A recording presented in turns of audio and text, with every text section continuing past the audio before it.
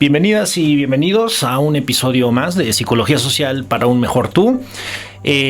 Hoy tenemos la compañía de Carolina para tratar un tema muy interesante sobre memoria histórica y memoria colectiva, que Carolina ha tenido a bien titular Narrar para existir, memoria colectiva frente al olvido social.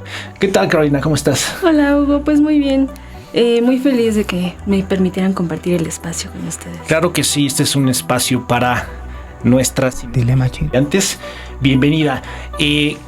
Cuéntanos, pues, Carolina, para ir entrando en materia, ¿en qué consiste esto de la memoria colectiva, de la memoria histórica? Pues bueno, para empezar, creo que la memoria colectiva es algo que está siempre con nosotros, no es algo lejano, no es algo ajeno. Siempre nos está acompañando porque es un consenso entre nuestras memorias. Si bien tenemos la llamada memoria individual, esta es como, digamos, nuestras experiencias que van siendo afectadas por nuestra percepción, ¿de acuerdo? Y en la memoria colectiva, entonces, es este conjunto de memorias que llegan a un consenso para formar una narrativa, ¿no? No es lineal, eso es lo padre de esta memoria, que no es algo en formato único, ¿no? Algo que sea impuesto, sino que, por ejemplo, lo tenemos muy claro, ¿no? A veces en estos meses empieza a ser más presente. Tenemos octubre ya de manera más cercana, que en México, pues recordamos, ¿no? Con el tema de Tlatelolco, el 2 de octubre, y se ha quedado en nuestra memoria colectiva porque a raíz de todo lo que sucedió en esa ocasión, todas estas memorias se conectaron para formar una misma. Por ende, hoy en día tenemos lo que tenemos como memoria colectiva. Ahora, la memoria histórica, por otro lado, la memoria un poco más oficial, ¿no? La que se nos declara en los libros. Yo no estoy muy a favor de ella porque sí es lineal totalmente. O sea, es algo que desafortunadamente muchas veces ha estado manipulado. Lo tenemos en nuestra historia, en nuestro propio país. Siempre se nos ha enseñado que quizá, ¿no? Desde niños, cuando vamos en la primaria, tenemos esta idea de la historia de México que está plasmada en los libros de texto. Y si bien no está mal, porque claro, no está mal para quien guste creerla, pero sí ha sido manipulada por los grupos, en este caso de poder, instituciones. Ha sido algo que se nos ha impuesto. ¿Por qué? Porque entonces en esa historia que hoy tenemos en los libros no siempre fue narrado a lo mejor la represión, ¿no? Que vivieron los grupos. Todas esas memorias que son dejadas atrás son las que conforman la memoria colectiva. Entonces, más o menos así. Muchas gracias. Bueno, estas dos memorias crean mucha confusión. No sé si podrías contarnos un poco en la licenciatura en Psicología Social, estos dos tipos de memoria, cuándo se abordan, cuándo se ven. Crean un montón de confusión al principio porque sí, las dos tienen que ver con el pasado, las dos tienen que ver con recordar o con olvidar. Pero ¿esto dónde se ve en la licenciatura en Psicología Social? Pues bueno, partiendo un poco a lo mejor de nuestro mapa curricular, tenemos muchas materias que nos van acercando a ella. Tenemos, por ejemplo, lo que es cognición social, que desde ahí empezamos a tener los procesos básicos de la memoria, influencia social, tenemos movimientos sociales también, pensamiento social, entre otras, y sí suele ser muy confuso porque ambas parecieran ser lo mismo, pero no son lo mismo. Entonces, por ejemplo, en influencia social podemos ver este cambio, ¿no? Cuando una memoria empieza, por ejemplo, por grupos de poder, o qué es lo que seguimos normalmente, ¿no? Ahí empezamos a tener estos matices. En movimientos sociales, pues también la tenemos muchísimo más presente, la memoria histórica y la memoria colectiva. ¿Por qué? Porque lo histórico, pues es lo que se queda plasmado, pero lo colectivo, pues es lo que vive en la movilización, ¿no? Oye, esto podría crear la duda de, bueno, yo he entendido hasta el momento, pensando en la audiencia, en lo general, yo he pensado que la memoria es un asunto individual. Es un asunto que tiene que ver con lo que yo recuerdo, con mi cerebro, etcétera. Entonces, pues qué interesante que en la psicología social se vean estos dos procesos, que si estoy entendiendo bien, se trata de dos procesos que tienen que ver con los grupos, con los colectivos. Exactamente. Pues justamente muchos autores, ¿no?, denominan que tenemos una memoria individual. La memoria individual como tal son nuestras experiencias, es todo lo que estamos viviendo, pero al afectarse por nuestra percepción, lógicamente no vamos a tener la misma narrativa que a lo mejor las otras personas, ¿no? Por ejemplo, Yo lo pongo en un ejemplo muy claro. Aquí en Psicología Social, hace unos años tuvimos un evento en Acapulco, que fue el huracán Otis, y a pesar de que estuvimos varios estudiantes, no todos mantenemos la misma narrativa. Cada quien conserva su memoria individual de acuerdo a sus sentimientos, a sus afectos, a lo que pasó en ese momento, pero mantenemos una memoria colectiva al empezar entonces con estas memorias a juntarlas y formar una narrativa única. Excelente. Bueno, una narrativa única en torno a un hecho histórico que se ha vivido, que se ha compartido. Oye, fíjate que hay algunas frases que tienen que ver, que entiendo yo que tienen que ver con este recordar desde el punto de vista colectivo. Hay una frase en la que nos invitas a pensar, por ejemplo, perdono pero nunca olvido. Sí. Si estoy entendiendo bien, pues estamos hablando de recuerdos compartidos que tienen que ver con hechos históricos, pero con dos muy distintas versiones de la misma cosa, aparentemente, ¿no? Sí. Lo que pueden recordar las comunidades, los colectivos o hasta los grupos en familia. Y por el lado de la memoria histórica, una versión más bien oficial, una versión más bien la que tiene que ver con los libros, una versión bastante fija. Esta frase, perdono pero nunca olvido, ¿con cuál de las dos memorias tiene que ver? Yo considero que es más la memoria colectiva, porque en este caso la mencioné porque se me hace un acto propiamente político, ¿no? Recordar es un acto político en sí mismo, y creo yo que esta memoria colectiva en la que yo posiciono esta consigna, pues es precisamente por eso, porque ha salido de movimientos sociales.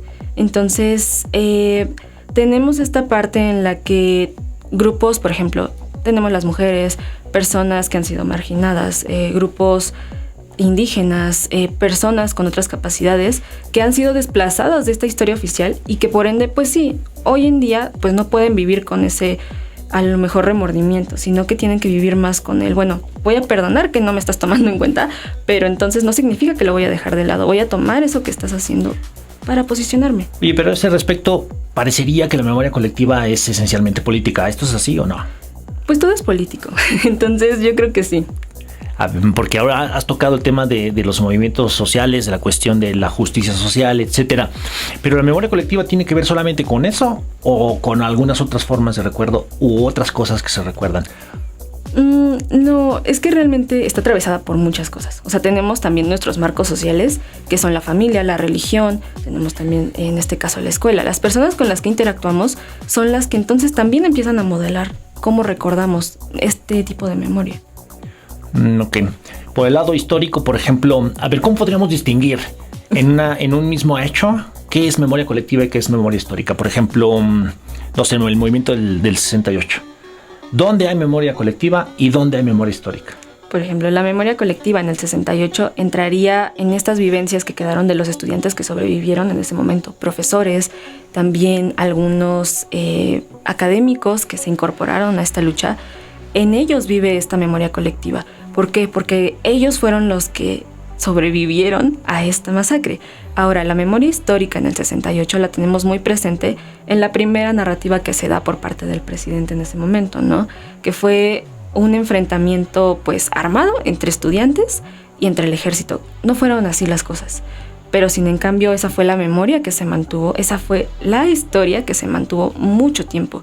Hasta hace, no sé, hace unos años que se modificó esto en la Gaceta de la ciudad, que no era un enfrentamiento armado. Sin embargo, todavía hay libros que lo manejan así. Eso sería lo histórico, y la memoria colectiva, pues básicamente las vivencias de las personas.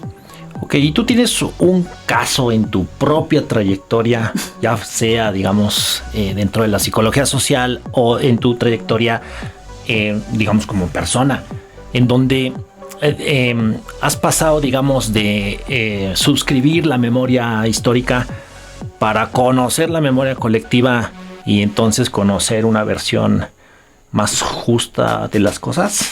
Sí, yo creo que sí, y esta carrera ha sido parte de ello, sin duda alguna, porque tal vez antes de que yo entrara a esta carrera, pues tenía una forma de ver las cosas muy distinta, atravesada por múltiples situaciones. Y pues a lo mejor yo pensaba que burdamente la memoria es como, pues solo yo tengo mi memoria, yo la recuerdo y tan. Pero al entrar aquí se complejizó la situación. Entonces complejizarla acompañada de esta carrera me ha ayudado a entender que no somos personas que son 100% solo ellas. Estamos atravesados y construidos por más personas, por ende, pues nuestra memoria es compartida. Entonces, a base de ello, yo creo que al día de hoy esta carrera me ha ayudado a ver un poco más las cosas con justicia social, con percepción, en cuestión de que hay diferencias por género, hay diferencias por raza, por clase. Tenemos esta conciencia social, ¿no? Que es lo que nos aporta esta carrera también. Claro, oye, mira, si yo me pongo a pensar en la historia que leí en los libros de texto en la primaria, en la secundaria, ahí entiendo que está esa versión institucionalizada del recuerdo sobre algo, una reconstrucción del pasado, y me doy cuenta de lo poco probablemente que he escuchado las voces de los participantes y de las participantes en algún hecho social. En este sentido, te voy a hacer una pregunta que tiene que ver con los monumentos. Con los monumentos, ¿cuál es la importancia de un monumento para cualquiera de estas dos memorias, la colectiva o la histórica? Pensando en el monumento, en el nombre de una calle, en algo que tenga que ver con eso, y en qué se relaciona eso con el olvido. O sea, ¿el nombre de una calle preserva algo o contribuye a una grosera homogeneización del pasado? Bueno, para esto me gustaría retomar a Marcela Lagarde, que ella nos dice, ¿no? Como una parte en cuestión de hablar de feminismo, ella nos dice que no se le vale hacer como monumento solo a una, sino hay que incluir a todas, ¿no? En este caso, los monumentos, si bien pues son objetos de memoria que nos ayudan a recordar tal vez personajes históricos, héroes nacionales, propiamente las calles, ¿no? No sé, creo que a veces es muy homogéneo. Solamente conocemos esta parte histórica, esta parte de lo que fue real, ¿no? Pero, por ejemplo, tenemos a estos héroes nacionales, ¿no? De la independencia y los pueblos indígenas. O sea, ¿dónde están? Porque ellos también formaron parte de esta historia del país, ¿no? Ellos estuvieron desde el principio y sin en cambio no siempre se les levanta monumentos a ellos. Se levanta porque constantemente luchan para que se haga valer su palabra, pero no quiere decir que desde un inicio sean tomados en cuenta. Por ello, sí son importantes los monumentos, yo no lo niego, claro que sí, pero cuando solamente se enaltece a un grupo, pues entonces estás olvidando a los demás. Ahí tenemos el olvido social. ¿Por qué? Porque entonces solo hacemos válida una narrativa. Y las demás que vienen acompañadas por esa son las que están siendo olvidadas, las que están siendo marginadas. Oye, fíjate que eso nos lleva al punto de, bueno, un punto controvertido en torno a, pues en nuestra realidad se construye con aquello que somos capaces de recordar. En este sentido, si pienso, por ejemplo, en el olvido social, en el que está, por ejemplo, el movimiento zapatista, del que actualmente no goza, digamos, de una presencia en los medios, que no tiene tampoco un monumento, no ha entrado, digamos, a la historia oficial con la importancia que se merece, por ejemplo. ¿Tú qué opinas respecto a la cuestión del olvido social? O sea, ¿por qué se olvida algo? Pues puede haber diversos factores, ¿no? En este caso, como lo hemos venido mencionando, pues bajo un grupo de poder puede ser la principal, pero también no solamente se olvida porque se impone, también muchas veces entre comunidades hay duelos tan grandes y hay dolores tan grandes que también es preferible pues olvidar a seguir manteniendo esta línea de dolor, ¿no? A esto que los lastima y por ende sí, el olvido puede ser forzado, como lo hemos visto en muchos casos, pero también se puede dar de forma natural. ¿Por qué? Porque como seres humanos, al final del día vamos a ir olvidando cosas mientras no las estemos recordando. Claro, pero fíjate que eso es muy polémico porque pensando, por ejemplo, en la comunidad universitaria, ¿quiénes por su propia cuenta reconstruyen el pasado, considerando todas las voces y dicen, bueno, ok, a mí no me enseñaron, sigo con el ejemplo del zapatismo, no lo vi en los libros de texto, se vio de una manera muy mínima, pero luego yo tampoco busco nada. Y luego las comunidades también van olvidando. Por ejemplo, el tema de la pandemia. En la pandemia pareciera en algunos momentos que nunca existió, que no se aprendió nada, que no se tiene presente. Entonces, en ese sentido, yo creo que no siempre es una cuestión política. Tiene que ver muchas veces con que los grupos, las personas, no queremos recordar ciertas cosas, no nos interesamos en tenerlas presentes. Por ejemplo, el zapatismo o la pandemia. En la pandemia funciona muy bien lo que dices. O sea, ¿cómo vamos a recordar algo que causó tanto problemas? Mejor hacer como si nada hubiera pasado, ¿no? Pero eso no es una cuestión institucional. ¿O tú crees que tiene que ver ahí un proceso institucional? En cuestión, hablando un poco de la pandemia, creo que es más el dolor al que llegamos, ¿no? Porque, por ejemplo, en la pandemia, algo que al menos yo he estado meditando con este tema, se hablaba mucho de la violencia doméstica, mucho. O sea, de verdad, era un tema que día con día se veía. La propaganda era hacia que pues había violencia doméstica más no poder. Casos de mujeres que fueron asesinadas durante la pandemia, muchísimas. Entonces ahí, y junto con todo lo que veíamos en las noticias, porque esto tiene que ver también con lo que recibimos de los medios, ¿no?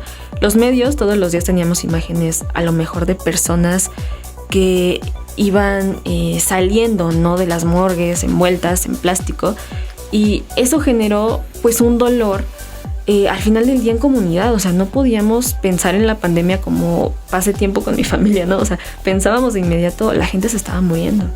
Entonces creo que eso, si bien no fue institucional, fue más un dolor compartido entre todos los demás. Claro, es importante identificarlo como parte de estos procesos del olvido, ¿no? Algunos sí tienen que ver con una, digamos, versión institucionalizada, donde se va homogeneizando algo, donde se quiere tapar, como los movimientos sociales en las dictaduras, etcétera, ¿no? Pero otra parte del olvido también tiene que ver con esta especie como de, pues sí, no querer tener presente ciertas cosas que fueron difíciles, ¿no? Bueno, para ir terminando, yo quisiera hacerte una pregunta, y esta pregunta tiene que ver con el Día de Muertos. ¿Es esta una práctica de memoria? ¿De qué tipo?